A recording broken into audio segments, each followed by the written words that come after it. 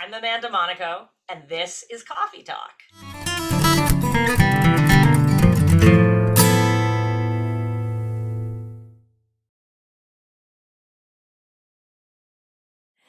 Hi everyone, I'm Kim Perlak. I'm the chair of the guitar department at Berkeley College of Music, and welcome to another Coffee Talk.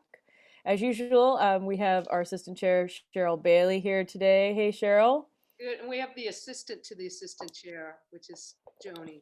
Joni the cat. Joni I noticed that right away. I noticed that Joni was, if you're watching this, she was looking right into the camera like she knows that this is the beginning of Coffee Talk. So thank you, Joni. She's into it. Welcome, Joni. We have Ian Steed, our coordinator, senior coordinator of the department. Hey, Ian. Hey, all. How's it going? Good. And today our special guest is Amanda Monaco, professor of guitar and jazz teacher at Berkeley College of Music. Hey, Amanda. Hello.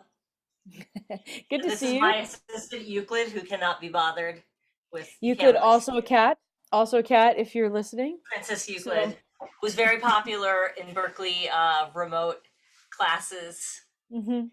Yeah, she made quite an appearance. We've heard. Yep. That's student great. actually sent me a picture of her walking across the camera when I was trying to demonstrate something. That's fantastic. Somehow they know that exact time, and they make their presence known somehow. I know. That's true. So, Amanda, everybody wants to know, do you drink coffee, and how do you take it? Have my Berkeley mug. Mm-hmm. I'm drinking an Italian roast from Fairway, which is a grocery store I've been shopping at in New York City since I moved here in 1995. I kind of prefer the dark roast coffee. When it's really hot outside, I'll drink cold brew, iced cold brew. But today is just a simple Italian roast with whole milk. And I know often when we get together for coffee and you make it, you use the French press. Did you do that today? Is that what you do at home as well?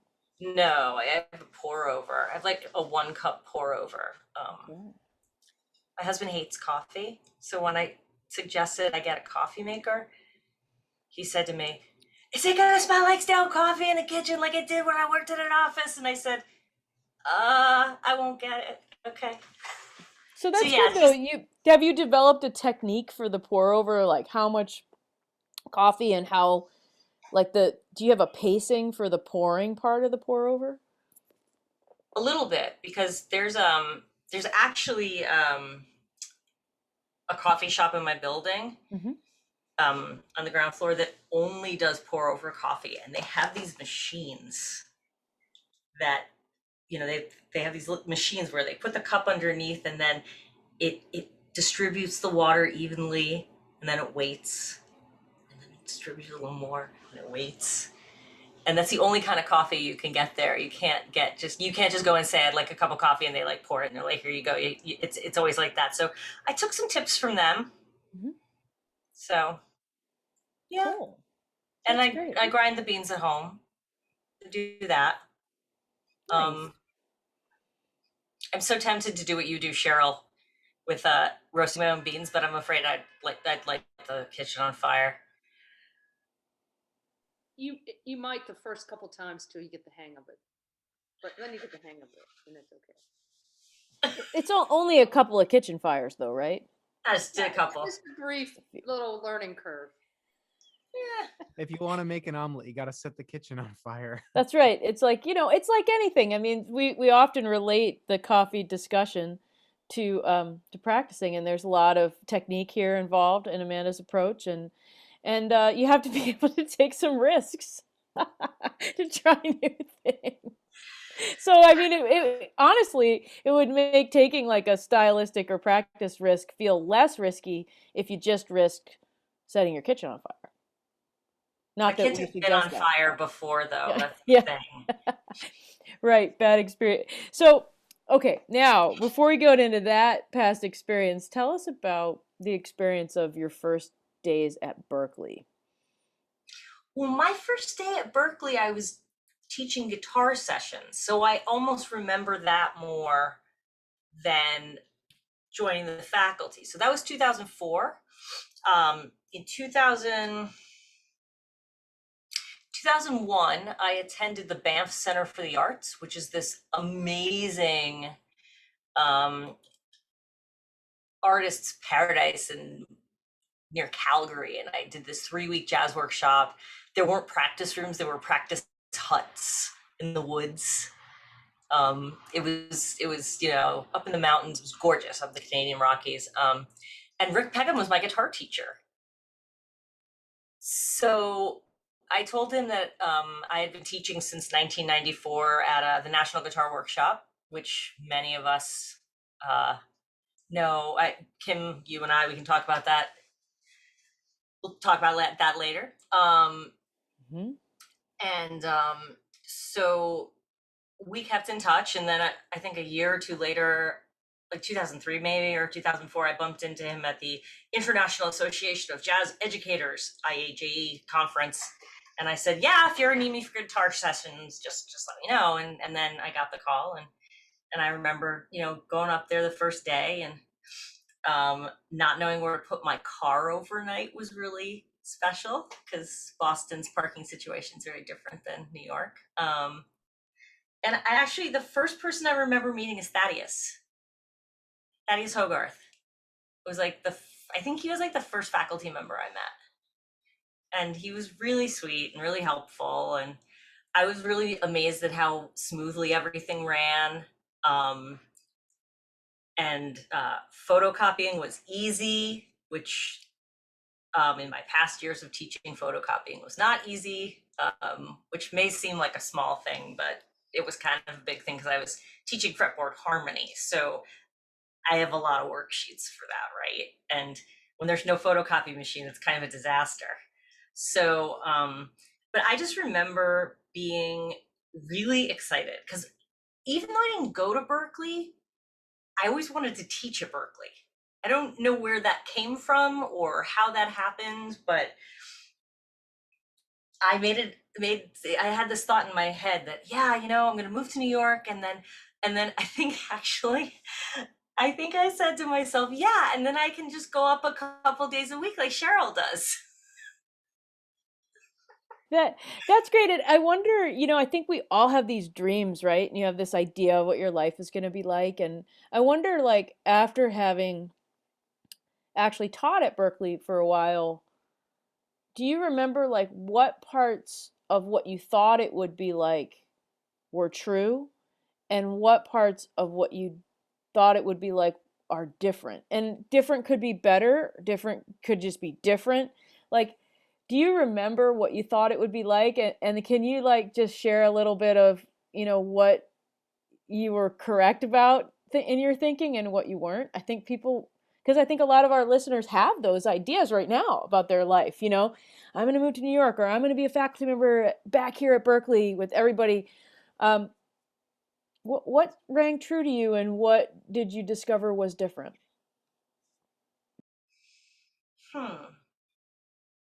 Well, in some ways,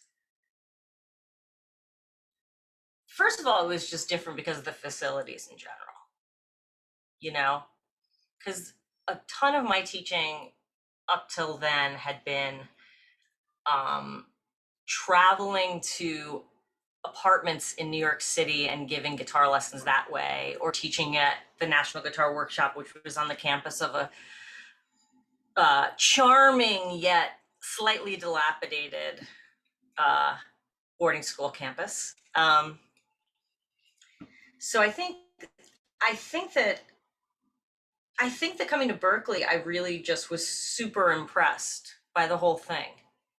And it felt, wait, you're muted. But I don't really feel like there was anything. I think it kind of exceeded my expectations, in fact. Right, I guess that's what my question was. Like, I knew it would be different than maybe other experiences you had, but did you have, like, an impression of what you thought it would be like to teach at Berkeley? And what about that impression held as true, and what about it did you find was different in certain ways? And that's the question. I mean, we could talk forever about all these great experiences you had in different ways, but I really want to know, like, you had an idea of what it would be like to be at Berkeley, and then you came. So what matched your idea and in the reality, and what was different? Well, I expected students to be really eager to learn, and I expected students to be really passionate about it and really committed to it. And I expected the faculty to be the same. And it pretty much just held true. I mean, if anything, it was um, it was super inspiring in more ways than I could have imagined, because everybody was so committed to what they were doing. They were, and the styles were so varied, you know, everybody doing their own thing and learning. And then the curriculum of Berkeley, you know, just the Bill Levitt stuff, and, you know, the comprehensive understanding of the fretboard and knowing how to navigate everything, and how everybody was really totally into that. And I've always been kind of a nerd. And so knowing that I could geek out with students and faculty that were equally as nerdy um, was really, really great. It's like, my people, yay. You know, and so it was actually just a really positive experience overall. It inspired me to work harder, you know, to really examine what I was doing. I think that's really interesting, and I think, like, what you mentioned, coming from teaching motivated students privately and coming from teaching at the National Guitar Workshop, which was the longest running, for people who are listening who don't know, it was the longest running summer workshop that was private, not connected to a college like Berkeley summer programs is. And people generally would come there, as Amanda and I did when you were young students, to study, to get ready to go to college, or as college students, just to kind of keep just re-honing your skills as you go. And I'm wondering, Amanda, like, having come from that background where you've experienced really helping serious students along the way as a mentor, then when you came and you taught at Berkeley and you're teaching at the college level, did it change your approach in terms of, like, were there things you learned from teaching college students about helping people get to college? Like, did you notice, like, oh, these are the things I really think you should know, and here are some common gaps that people tend to have that they overlook before they come to school? So kind of almost like take the question as speaking to people who are coming to Berkeley, you know, maybe what are some things that you've noticed as a person who, like, preps people from that experience and then teaches college? What are some things that you focus on, or maybe focused more on because you've had that experience? Well, one thing that I definitely focus on, and I do this with all of my students when they, whether they're entering students at Berkeley, or I'm just teaching someone who's getting ready to go to college or anything, is just the fundamentals, because so many people ignore them because they think they know what they're doing. They can play some wacky seventh chord with like a sharp five and a, you know, this and that and the other, but like, can they play triads across the string sets? Do they even know how to spell a triad? That's the big one that I do, that I work on actually. I encourage all of my students to say their scales forwards and backwards, because, and to think about things alphabetically, you know, like if you have a major scale, being able to say, you know, F sharp major backwards and not stumble upon it, or build an F sharp major triad or an F sharp diminished triad or something like that. These fundamental things that people think they know, but they might not know.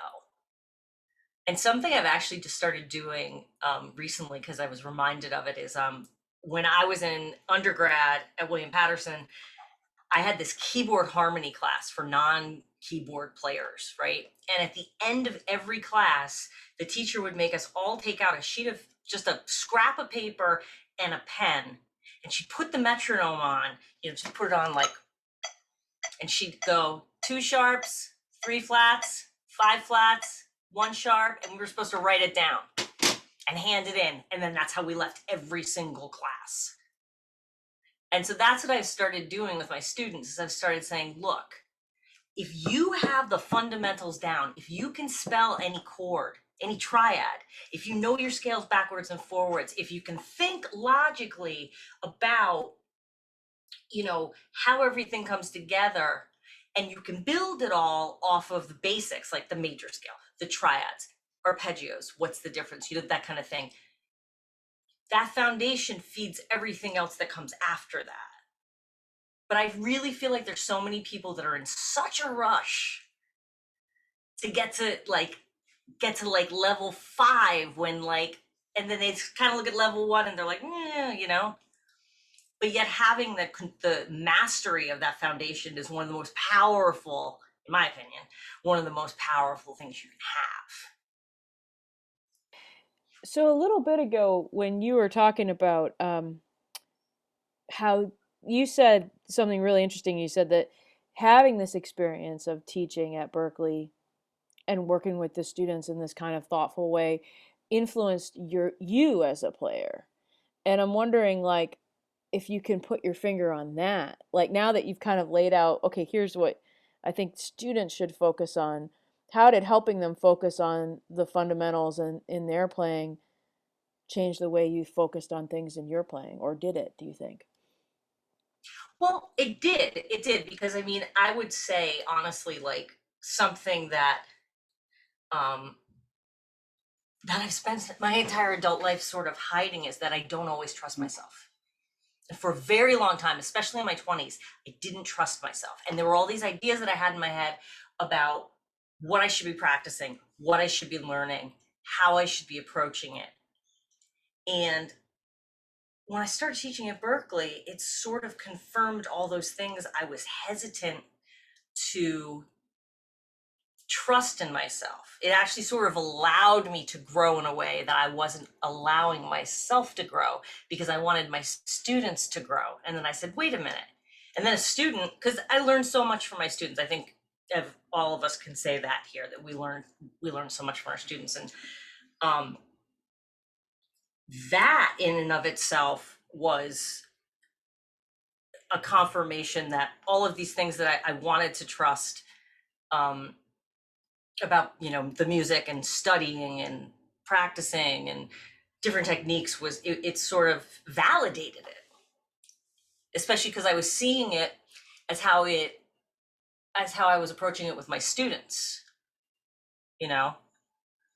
And it was really amazing too. I'm fast forwarding quite a bit ahead to 2011 when I joined the faculty, and one of the first students I had was this great singer-songwriter. Her name was Honor.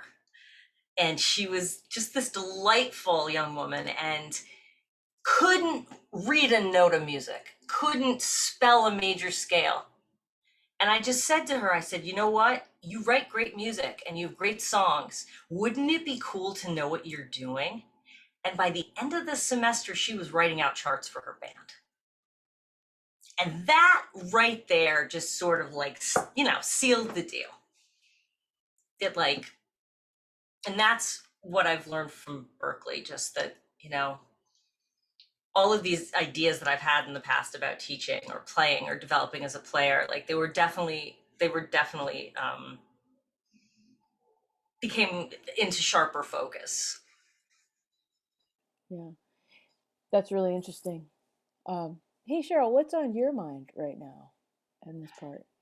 Yeah, I mean, there you bring up a lot of really great points, and well, you know, back to when you're talking about that teacher that would, you know, put the metronome on, or you're talking about asking students, hey, can you spell these out or write them out?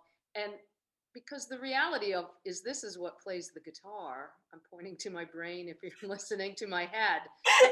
If it's not clear there, it doesn't magically become clear in your hands. You know what I mean? And actually, there's a funny quote from Pat Martino. He says, "The guitar to me is like a fork." Okay, meaning it's just a tool, right? It's just Right. use a fork to help you, okay, eat your food or whatever. The guitar is just that. It's just a tool to get what is inside out. But if it's not clear here, if you can't name those things or spell them out, they're not magically going to appear in your hand. So I think that's really great, all your techniques in terms of getting students.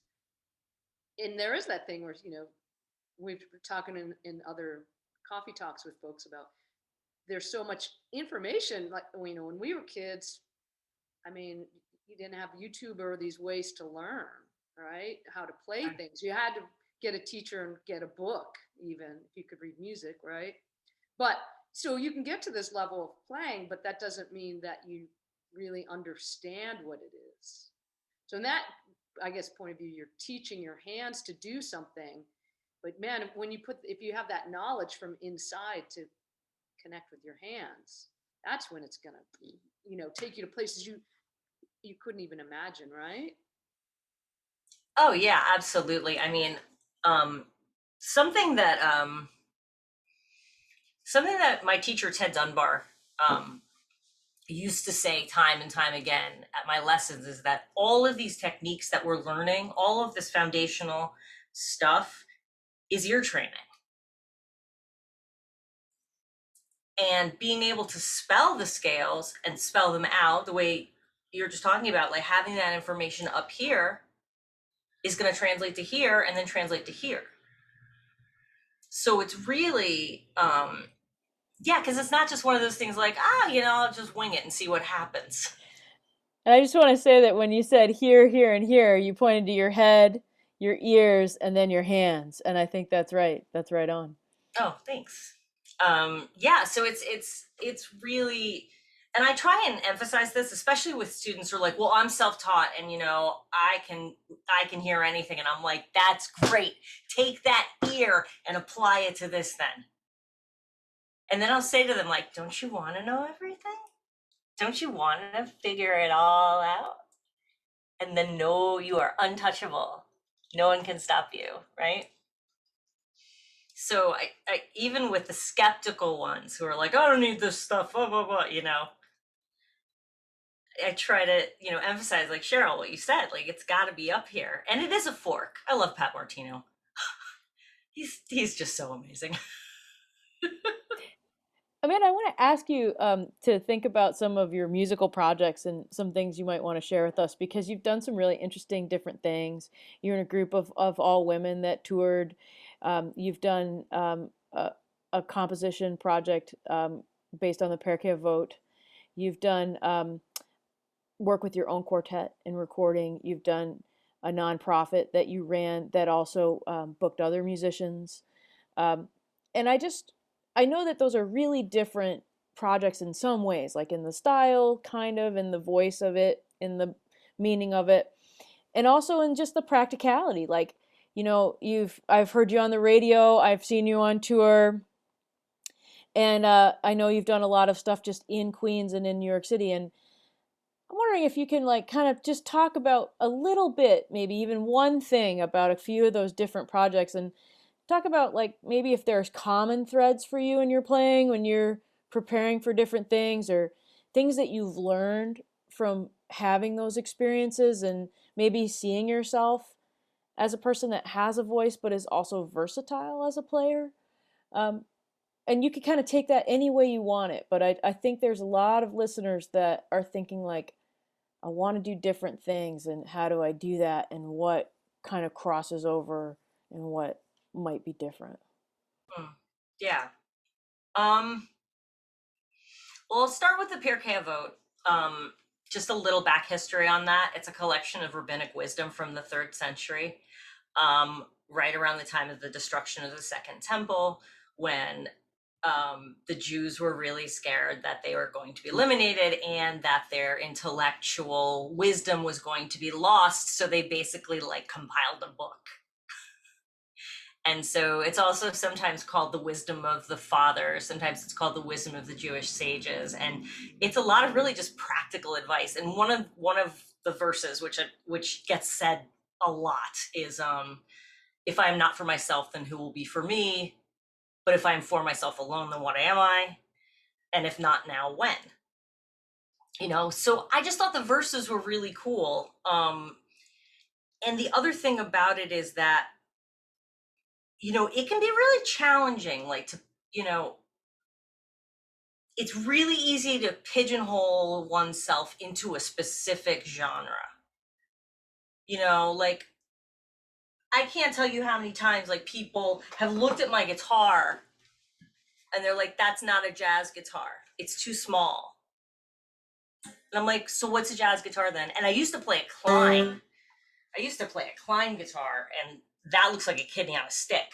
And people are like, you play jazz on that? You can really play jazz on that? What gauge strings do you have on that? Tens? What? Because you couldn't really get good 11s. But anyway, so the Pirkei Avot it's probably one of the most freeing projects I've ever had, because I've taken the verse, I've just like read through it and I've like picked out some verses, right? And I put it to music because nobody had. So one of the most recent, actually it's right here. Shameless self-promotion, all set up. I have a record. An actual record. It's really exciting to have a record. But like the first song on here is Pray for the Welfare of the Government. Were it not for the fear of it, man would swallow his fellow alive. Yeah, so that was like a 70s like wah-wah kind of thing. And I know I'm kind of all over the place, but one of the things that I've loved about doing the Pirkei Avot thing is taking the verses and like just writing whatever I feel like writing. And for some reason, just it's one of the more freeing projects I have, because like there's a tune on here that I totally ripped off the changes from a Cole Porter tune, and then the tune after that is like a metal tune with the vocalist like overdubbing her voice 9 times, and it sounds like absolute chaos, you know. But this goes back to everything that I've said already about knowing the fundamentals and knowing the foundation of things. Because the one thing that I always try to strive for is I try to strive for a melody that can be remembered. But I also really love chaos. I like chaos in music, you know? But I don't think you can have chaos in music. You know, some of my favorite avant-garde jazz players, you listen to them play free jazz, you hear the entire history of jazz come out of that horn. And that's significant. Like, it's not, you can't just like go out there and be like, oh, whatever, you know, you can't really, I don't think you can do that. And I think that has really informed all of my projects.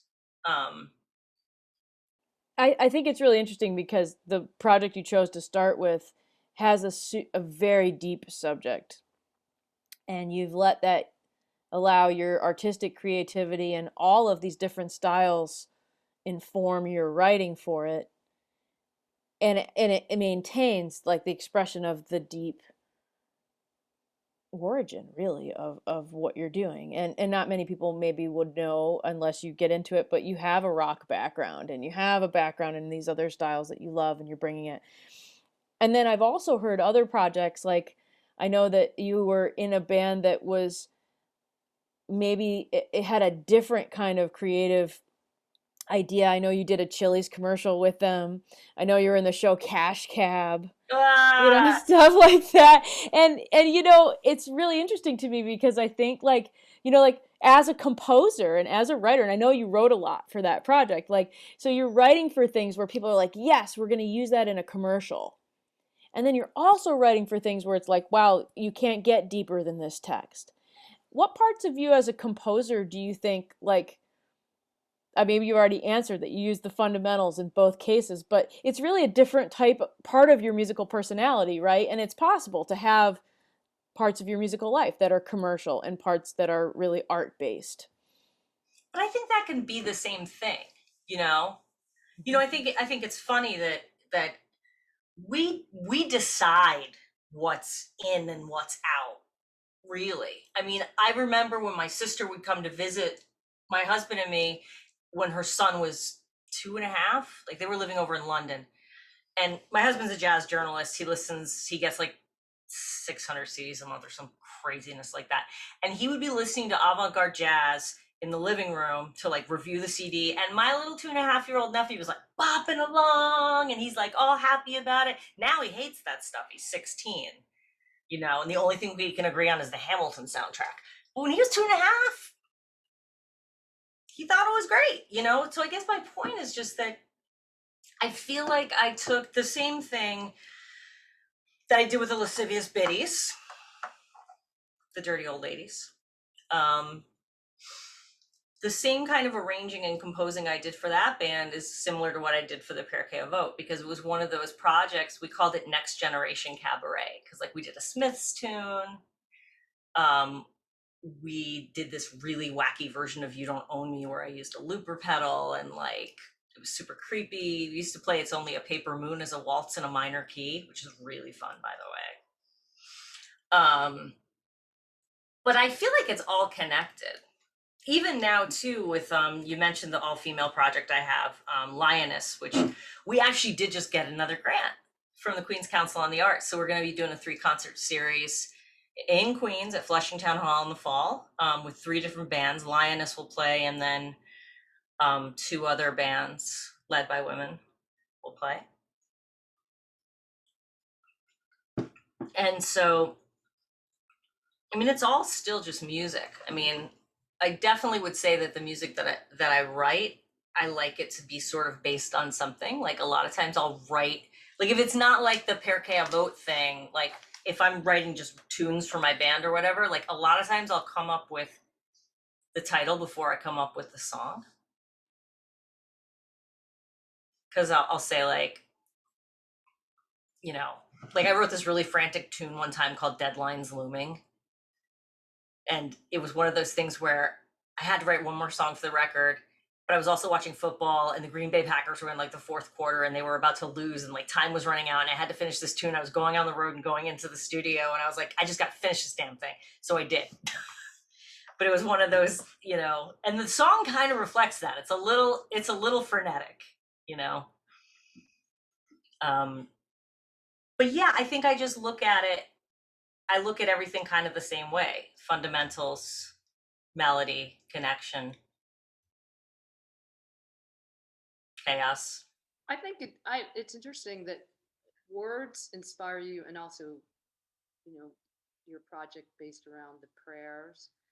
It made me think of actually Tosin, and you know, that band was, and the compositions were based around literature, and I remember talking to him about that, you know. So I think that's cool, because myself personally, I never really approached that way, but I think that's really cool way that connects with you, either whether it's a work, and I've definitely shared many. I was here jotting down some of the titles of things for you, because I always am getting book recommendations for you, but that over, you know, that is a discipline that inspires your artistic output. Yeah, I mean, I've always been a voracious reader. I mean, pretty much any picture of me as a kid, you'll see me holding a book. Like there's a picture of me, you know, in front of my dad. My dad had a sports car when I was a kid. He had a Porsche, like a real like low end model Porsche that was supposed to be mine, but then the floor rotted out when I was like 15. So that was the end of that. But there's a picture of the 2 of us in front of the Porsche, and I'm holding a book. And then there's like a picture of us at a wedding, and I'm holding a book. So I've always really been into reading. And so I think, and writing, when I was a kid, I used to write these, in elementary school, I wrote all these children's books and like did the drawings and all that. So that writing has always been something I wanted to do. And I also am inspired by guys like Jim Hall, right? So Jim Hall has that song Careful, which is the 16-bar blues. And he says he calls it careful because if you're not careful, it'll turn into a 12-bar blues. So it sounds like there's a story behind the words that kind of sparks your imagination and your creativity, and also maybe an imagery that comes with the words for you. Yeah, definitely. And a lot of what I write is sort of inspired by experiences I've had, or just topics and things like that. I just want to mention too that Cheryl mentioned Tosin, and that's Tosin Abasi from the band Animals as Leaders, who we got to hang with. Cheryl got to hang with for everybody couple semesters ago. I have to check him out more. I have to check out Animals as Leaders Yeah. more. I think that's interesting. I mean, I think what is really cool about doing these hangs is that you find out that different players have things in common you might not expect. Like there's something that you and Tosin have in common, that you're both composers who really are inspired by literature and write through the stories and images that come to you through literature. I think it's neat. You find your kindred spirits, you know. I think it's very cool. That's so cool that he does that. I want to like talk to him about it. You don't know me, but we read a lot of books. Well, he's great. He loves to talk about that stuff. He's cool. Obviously his music shows his imagination is so vibrant, and yeah. You guys would hit it off. Awesome. I'm going to reach out to him. Hey, Ian, what's on your mind right now? Yeah, I mean, I really dig, looking for other sort of inspiration. I mean, there's a great contrast, in what you've been talking about like getting into the nitty-gritty of really knowing your fundamentals and like really getting in touch with like putting your head deep into the texts of like music and learning that front to back, but to also have that thread to these other sort of avenues for creativity is really important. Because as a student at Berkeley, you do a lot of the former and not a lot of the latter, because you're just, and that's true for anybody who's in music school, right? That you're just really putting yourself deep into really getting everything down. And I'm curious to know how, what it was like for you at music school, and, how you sort of tied that in, what your experience has been with that. Well, my first 2 years of music school, I went to Rutgers because I wanted to study with the guitarist Ted Dunbar, who had a very, very specific approach to the guitar. And everyone who came through his studio studied that first semester. We all studied the same thing, which was he wrote a tune that was a contrafact on a jazz standard called Green Dolphin Street. The tune he wrote was called Lazy Lane. You were expected to learn the melody in every position on the fretboard. You were supposed to write it out up an octave, to read it up an octave. If you could read it up 2 octaves, you're supposed to write that up 2 octaves. This was before Finale. I mean, Finale existed, but like, when I was your age, I didn't have a computer, so until like after college. So we had to do that. So we had to play Lazy Lane, Everywhere in the Neck, play the melody. Then there was a chord melody that went with it. Then there was a chord exercise that went with it using all available tensions, all the chords that were available, like major 7, major 6, major 6, 9, major 6, 9 sharp 11, major 7 sharp 5, like everything. It was like a list. And then we did scales in 3 octaves, arpeggios in 3 octaves. He had a list of 13 scales and 10 arpeggios that we should do, everybody should do. There was a 251 book that had like pretty much every way you can play a 251, scales. And that book's really fun because I've been using that book along with the Berkeley curriculum, because he does some stuff in there with harmonic major where he doesn't call it that, but it's in there. And then the other thing about Ted that was always really interesting is that minor pentatonic to Ted was 1, 2, flat 3, 5, 6. It was not the rock and roll scale. I don't know why I called it that, but like 1, 2, 1 flat 3. That just got absorbed into the blues scale. And then we did all of that in 12 keys. And he never wrote a single thing down. So you were expected to record your lessons and go into a practice room and transcribe everything. I didn't sleep much my freshman year. I think I slept 4 hours a night. It was like, but it was also one of those programs back there then, like Kenny Barron was teaching there, Larry Ridley, Ralph Bowen, Bill Fielder, this guy, also known as Prof, who's like, he was Cheryl Stafford's teacher, I think Wynton Marsalis, like all these really like heavy trumpet players studied with him. And but because of the faculty that were there, like Eddie Harris would just like pop in and see what was going on and say hi to Ted, or, you know, Buddy Montgomery would be hanging out with Kenny, or, you know, like, it was just like such a weird place, you know, and it was such a small program. So like the teachers were just so intense and they were so connected because they were, you know, because they were at that time, you know, very well. I mean, Kenny Barron was so well established at that point, and here he is teaching us, you know, jazz harmony and stuff. And so there was this reverence that like was just always there in the college. So like you did your work. Like you did not show up for a lesson with Ted unprepared. Oh, and he never gave A's. No one ever got an A. That was the other part too. My friend Noah Behrman went to grad school at Rutgers as well as undergrad. He had a graduate class with Ted. He said he's never worked harder in his entire life, and he still got a B. I think it's wild that he was your early teacher in college, and you know he had such an impact on you. The way you speak about him, you know, it was a really long time ago, and not for a very long time, and he made such an indelible impact on you. That's really great to see, and it must influence the way that you think about the impact you may have on students if you have carried with you such an influence from your first year teacher. That's yeah, I amazing. mean, Ted used to talk a lot in my lessons. Like one of the things that I've kept with me this whole time that I always tell my students is that when you're feeling overwhelmed and you feel like you've got 1,000 things to do, it gets smaller with understanding.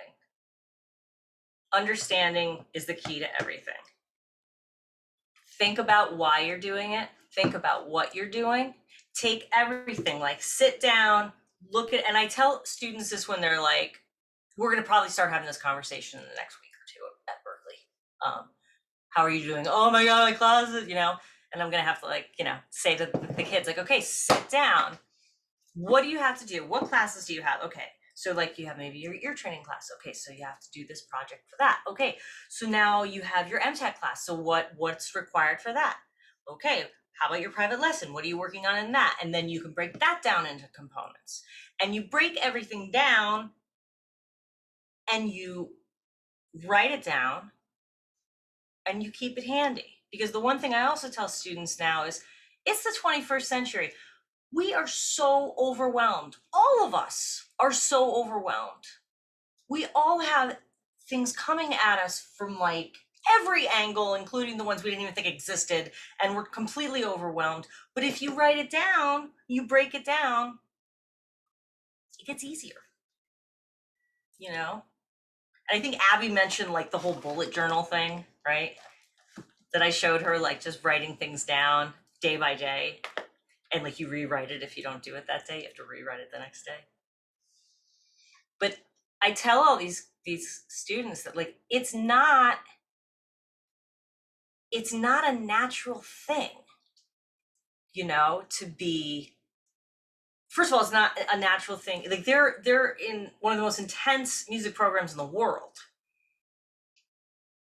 and you have to write stuff down. You have to break things down into bits, otherwise you're gonna lose your mind, you know. Ian, this almost sounds like the answer to the question you always ask. Yeah. So first of all, I gotta say I love the what you said.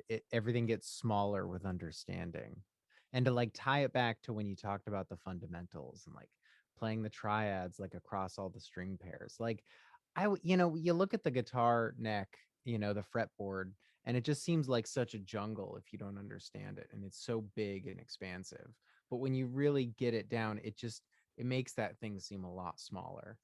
Um, but the question that sort of you seem to already be sort of preempting, which is something we ask everybody, which is what's something that students should be asking about or should be thinking about that they might not think to ask or that might not be on their radar yet? Am I taking care of myself? And that comes on multiple levels. I'm not just talking about like sleep, water, food, exercise. Those are like, it's something I like to call the non-negotiables. What are the non-negotiables? And that gets a little bit hazier, right? So like, if you're a performance major, the non-negotiable for you is you have to practice. And that's a non-negotiable, right? And you have to organize your time to make sure that you get in everything that you have to get in. So like when I was a freshman in college, I had my classes and I had it mapped out when I could practice. So I'd practice an hour, then I'd go to class, then I'd go to another class, then I'd practice another hour, then I'd go to another class, then I'd eat lunch. It was all, because the whole thing is you have the time, but you have to organize it. But that also comes to, am I taking care of myself? Am I taking care of what I need to do to get myself to where I want to be? And that's not an easy question to answer all the time, especially too, because, you're in college, you're away from home for the first time, you're meeting people, and especially now, because everybody's been inside for so long, it's like, let's go out, So there was this pianist I went to college with who has gone on to do really, really great things. And lives in Jerusalem, has a doctorate in composition, and was always just so focused. And this was at William Patterson, and we'd be like, "Hey, we're gonna go listen to some." We're so silly, jazz kids. We're gonna go check out some sides and have some beer. You want to come? And she'd be like, "Nah, I'm gonna practice." And anytime we ever asked her if she wanted to do something, she'd be like, "No, I'm gonna practice." And she's had the career that she set out to have, like she's has her trio, she's like doing her thing, she's thriving, and like she took care of herself, is what I'm saying. It's like that's what she felt needed to happen. And and I think that can be something that really, that whole like FOMO thing makes me crazy. Fear of missing out, you know but that's always something. And especially too, if you're a person that, if you're a person that's a pleaser, like you don't like saying no, you always want to say yes, you don't have any boundaries, right? Or you want to have boundaries, but you don't feel like you're entitled to have boundaries, and then you just have to ask yourself, is this good for me? Is this what I set out to do? Because the other thing too is that you have to just keep on going. That was another thing Ted used to always say, just keep on going straight ahead. Stay on your path, because your path can be very easily swayed, and if there is a change that's going to be made, like maybe you think you're going to be a performer, but you realize that you want to be a production, you want to be on the other side of it, that's fine. But being honest with yourself and asking yourself if you're taking care of yourself. I think that's so important. And I think that's something that I'm going to think about is, what are the ways of taking care of yourself? And how do they extend to the way you approach your art and your craft and the work in front of you? And what's the non-negotiable for you? It's really great. It puts the responsibility and the power back on the individual, because it makes it all about, taking care of yourself is doing the things you need to do to be who you want to be. And I think that's a pretty cool thing to come to in a cup of coffee. That's what I have to say. So this is my second cup, so I don't know. Well, maybe that's why. Maybe that's why. Right? Yeah, me too. So Cheryl, what about you? What's on your mind as we kind of come to the end of cup number 2 here today? Yeah, well, thank you, Amanda. I mean, that was really put so brilliantly. your answer to that question, because it is about empowering, right, students, and empowering yourself, that we do have more power than we give ourselves credit for. So I think that's why you're such a popular and successful teacher, because students get that from you, you know? And sometimes it's just that meeting that person that sets you straight on that, right? I love that, what you said about that. And also think about writing things down, because, you know, maybe this is a generational thing. I always have a pen. I wrote down many notes of books that you mentioned in quotes that here from this talk. So here, here, here. I love that. I'm stolen. Take note. It's stolen. And Love it. understanding makes things smaller. Stolen. All right. So, but those are great. But you know, there is a thing about the writing things down. You know, if you want to memorize a tune, you know, go away from the guitar and write out the changes. And there's a thing about that, the physicality, your eyes, and using your senses in that way, which obviously Ted Dunbar made you do. And you were talking about your other teacher, you know, just write stuff down, and you've done that with your journal. I think that's so important in terms of having that process of being able to break things down so you understand them. I think it's a big process, and a lot of students think, I have it on my phone, or I do this or that. And I'm like, you know, this part of it, you might say it's old school, but it's very powerful. So thanks for emphasizing that in your talk here. And I know with your students, I know they get a lot out of that. Oh, I'm glad. Sorry, I thought I had turned my phone off. That's a very, very relaxing ringtone. I think that's also taking care of yourself. Having that. Ian, what about you? What's on your mind as we're wrapping it up? I love the idea that, you know, practicing and learning how to spell your triads, like, that is self-care, right? Because if you don't do it, a lot of other stuff's going to be a lot harder for you, right? If you don't make time to practice, if you don't do whatever work toward whatever project you're doing, you might drive yourself crazy, or toward, you know, other habits or things, procrastination. I don't know. Yeah, that's good. Yeah, I mean, I really dig that. oh, thanks. Yeah, I mean, one other thing that I make students do when they're feeling untethered, and this opens up a whole can of worms. I still do it myself when I'm feeling untethered. I do a timesheet. So I take a piece of paper and I write down everything I do that day in 5-minute increments. And I do that for a week. And at the end of the week, I add everything up and I look at it. And I make all my students do that in the second, because I teach the career development seminar for liberal arts, 6-semester students. I make all of them do that. And I make them do it with their money too. Like, what did you spend this week? You know, how many hours did you spend on Instagram this week? Was it personal? Was it business?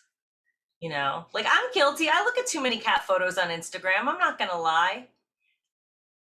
You know, but when I write it down, I have to actually really own up to it, right?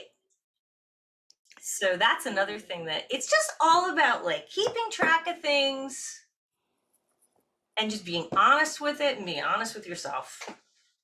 Yeah, I mean, I feel like in our future there may be some continuing clinics or panels or posts about triads as self-care and related items. So thank you so much for giving us all something to really think about this week. It's great having you on Coffee Talk, Professor Monaco. Great seeing you guys. Well, coffee cheers, Cheryl Bailey.